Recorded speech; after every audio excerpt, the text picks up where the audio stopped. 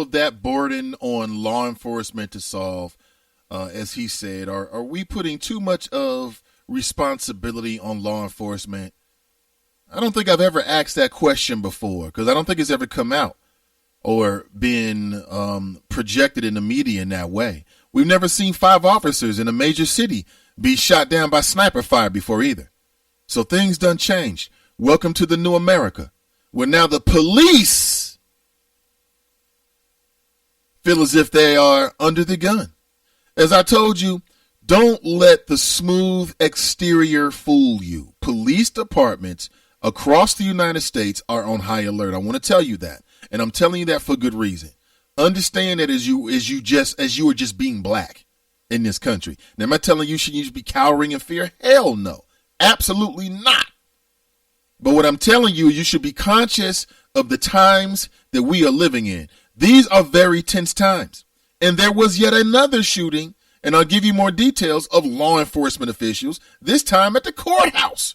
2 people dead. So these type of things, I'm telling you, have now put law enforcement behind the scenes on high alert, and for good reason. I completely understand it. But are we putting too much on them? That was David O. Brown. He is the police chief down in Dallas. African-American man, bald, rather large spectacles, but he has to see a lot. He's the police chief. He needs to have a lot of 20/20 vision on his periphery because they're like damn near goggles. I mean, just get you some goggles, David. See, that way when he has to get into training or get into action, he don't have to change his eyewear. He's already rocking them because they look like him anyway, like Horace Grant's. But anyway, that's just my observation, the way my mind works. But does he have any, did he make a point at all? When he starts talking about 70% of the 70% of African-American households are led by single parents. What in the hell does that have to do with anything? What in the hell does that have to do with anything, Mr. David Brown? Nothing. Why are you throwing that out there?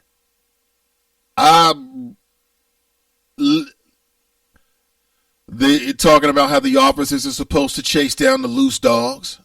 I'm not in Dallas. The decision was made. You're in police, law enforcement. That's the job. Period.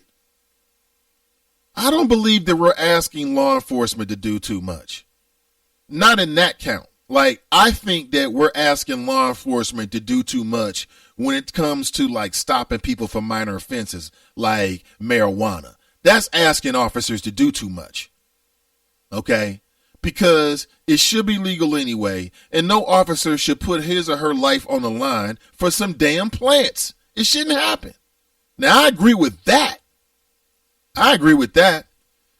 David Brown says, and again, he's the Dallas police chief in a press conference. He says that, we're asking the police officers to now raise the babies and go to the schools and things like that. You do have school resource officers now. I know we had that in the city of Cincinnati. Perhaps they have it in Dallas as well. Is that what he was referring to? Are we asking law enforcement to do too much? In your opinion? Mila writes, his entire speech is quite interesting. His mentally ill son was killed by officers. Angela writes, goggles, Nate? Honestly, though, I feel he was whining. Asking them to do too much? Question mark. Not. Kiki writes, rather large spectacles. Mr. Ivy, wait a minute. Cruther writes, I have to agree with some of what he said. It's the parents' job to raise their kids, the education system to teach them, the medical system to heal them, and none of the 3 mentioned are doing their jobs. Neither is the police. Well, I think that due to the nature of what police officers do, when you have parents that are not on top of their game and they produce these thugs, and I meant it, then yeah, it falls back on the police to have to chase them down and investigate their crimes and be on the scene of the bloody aftermath and deal with them. I get all of that. So in that way, he's right. But it's amazing how when we talk about lifting the burden of police officers, we never talk about perhaps reclassifying some of the drugs that they've been running around trying to confiscate and put their lives on the line to get off the streets. Casey writes, he is taking it too far. No one said police should be responsible for their children. I'm with you on that as well, Casey. Only in the sense of the point I just made, though. If you got some parents out there that are not on top of their game, they don't get their kids to love, the kids grow up, they turn to the gangs, or here's another one. Mom and dad don't do what they need to do to set up the economic circumstances where the child can actually flourish. Okay? Maybe that's what he means. I mean, that's another level. But once again, we get back to this criticizing black people for having children, or not having children, but for having these children out of wedlock. So I ask you, how much of a problem is that? If let's say this happened, hypothetically. Okay, hypothetically. Let's say that within the next 10 years, okay, starting with this year, okay, and for the next 9 years after that, or the next 10 years after that, we started to see a real change. And we started to see more and more two-parent households inside the black community. Let's say we drastically reverse the trends that we've seen the media project and talk about so much. How much of an impact is that going to have on the way that police deal with black people? How much of an impact is that going to have with black people and the crime rate? Because there's some folks who feel like black people are prone to criminality. And there's people in law enforcement who believe that. I got a clip for you, okay? Let me set the stage here, okay? It's on CNN. You got your your host. You got 3 men on the stage. One of them is white and 2 of them are African-American. The man in the middle is an African-American by the name of Dr. Lamont Hill, I believe his name is. And he's got a new show. It's going to be on the... what channel is it going to be on? He's got a brand new night show. And again, I think we need more serious conversation, or just conversation about the issues at night. Okay, we need some more night entertainment. But I believe it's VH1, and it's the I don't know what the name of the show is going to be. I think it's called VH1 Talks, I believe it is, and it's hosted by Lamont Hill, Dr. Lamont Hill. And, okay, so you got 3 men. You got Dr. Lamont Hill. You got a white guy. I don't know his name, but he is from New York, former police officer, or he's representing the police viewpoint. And then you got a former chief who's also an African-American. And things get heated real quick. Check this out. Got to stop. All right? If that doesn't stop, and this thing about the disparity of blacks and whites in jails, that's got to stop, because I got statistics right here which will prove me right. In New York City alone, okay, blacks are 23%. They make up 75%, right, of the population. 75% of all shootings, 70% of all robberies, and 60% of all violent crimes. All right, the whites only 3%. Now, that is why there were more blacks in jail than there are whites. But that's okay. And now let me just finish here, and then you go. All right. So we look at that statistic. All right, they turn it around. You know, the racial demagogues out there turn it around that the blacks are being picked on. It's not. So the facts in these statistics, all right, have to be addressed, and you've got to understand them. But both can be true, right? Both can be true. You wind up dealing with a community more because of socioeconomics and criminality, but the question still remains, Mark, of how you deal with that community. Right. Can I respond to Harry? Please. Okay. So please, and I'm coming to you, Jeff. Okay. There's a couple of things there. First, Harry talked about the idea of people immediately second-guessing the police.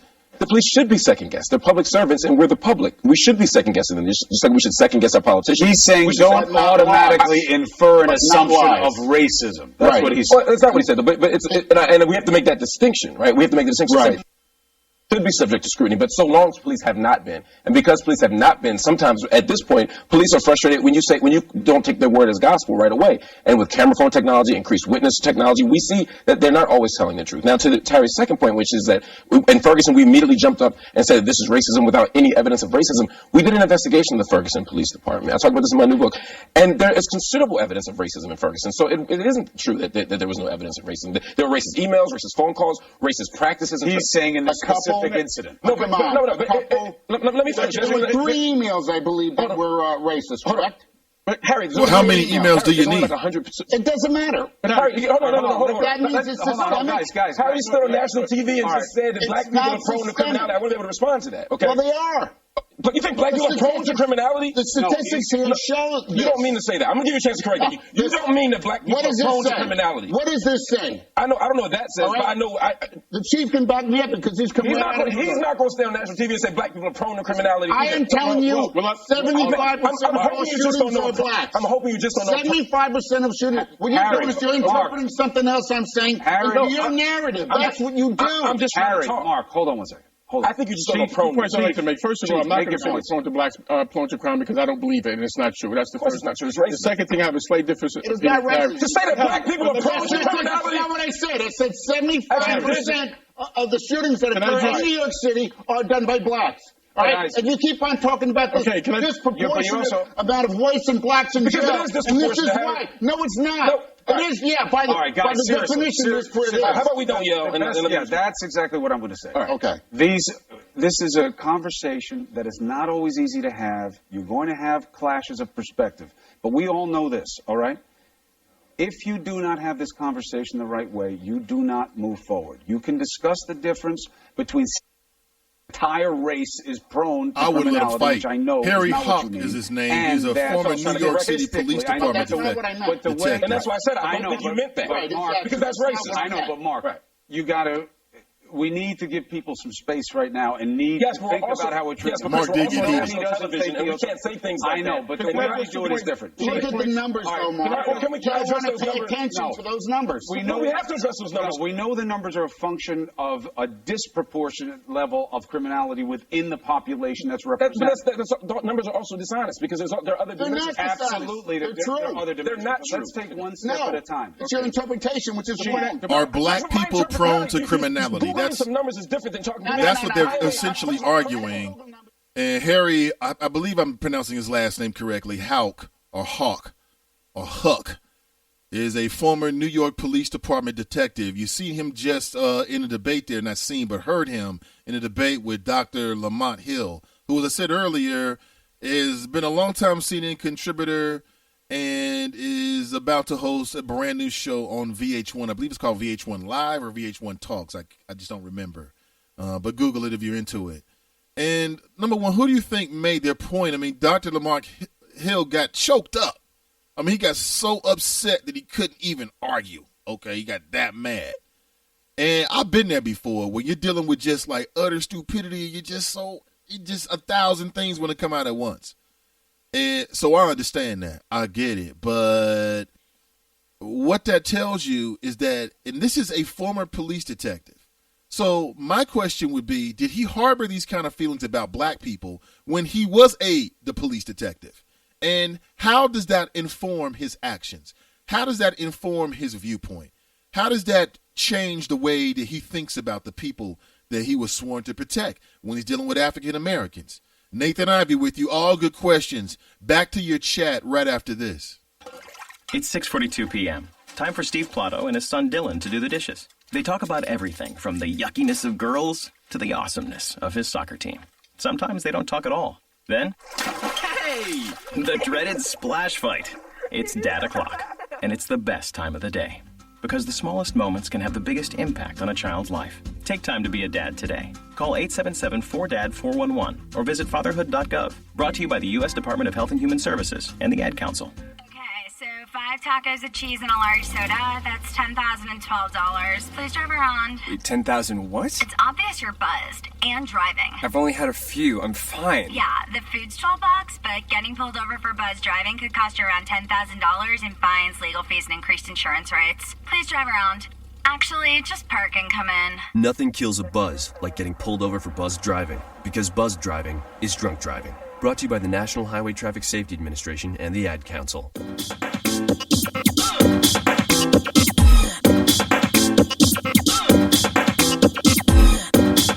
back.